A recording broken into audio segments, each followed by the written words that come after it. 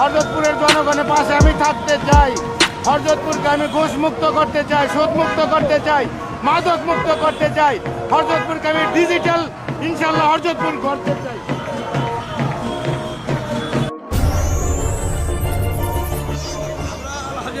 পাশে কেন আছি?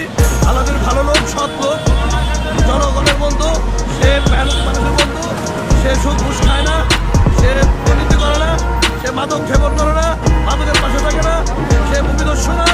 আমরা এর জন্য আলাদিন ভাইয়ের পাশে আছি।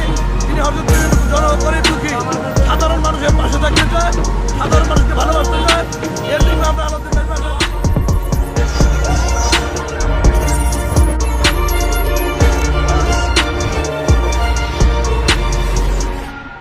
সবাই দোয়া করবেন গোড়া মার্কার জন্য, গোড়া মার্কার জন্য সবাই দোয়া করবেন।